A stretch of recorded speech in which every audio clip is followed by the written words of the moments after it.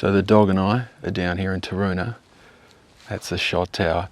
It was built in 1870, and when it was finished it was the tallest thing in all of Australia, and it stayed the tallest structure in Tasmania until 1960, when the TV tower was put on top of the mountain.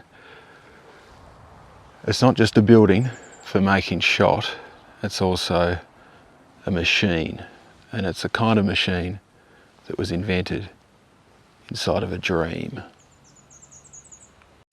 11 kilometres from the centre of Hobart, the Taroona shot tower could still be used for making shot today.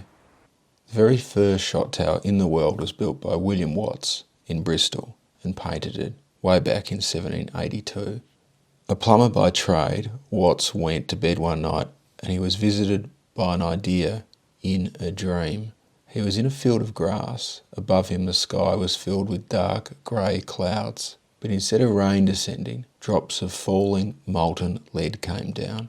He woke with the realisation that if you were to go up far enough and drop any type of liquid, it will form into a ball. First it starts out as a teardrop, but as it gains speed and gains distance, the force of gravity and the counterforce of air pressure will turn that teardrop into a ball.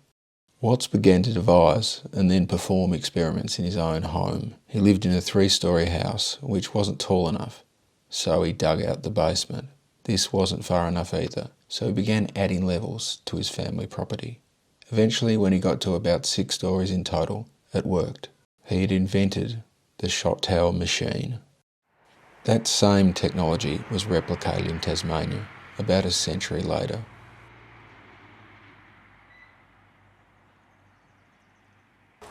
Standing here at the base of the tower, looking up, it's obviously very high, and it's a reminder of just how impressive it was that not only was it built, but the time frame and the way in which it was constructed. Joseph Moyer, a skilled Scotsman in ironmongering, had settled in Hobart in 1829. He was 60 years of age when he began to build the tower. He acted as engineer, architect and carpenter. Astounding by today's timeframes, the entire build was completed in just 8 months. The cylinder is 192 feet high. The same stones curved on the outside are curved perfectly inside, the centre filled with a wooden helix staircase. The first shot was dropped on the 8th of September 1870. The mix was melted in cauldrons over wood fires at the top of the tower. Lead ingots were stirred with antimony and arsenic. This mixture was called poisoned lead. Getting all of the metal and the firewood up to the top of the shot tower would have been very hard work. So instead of humans carting up the narrow stairs, some recall a winch that was powered by a donkey.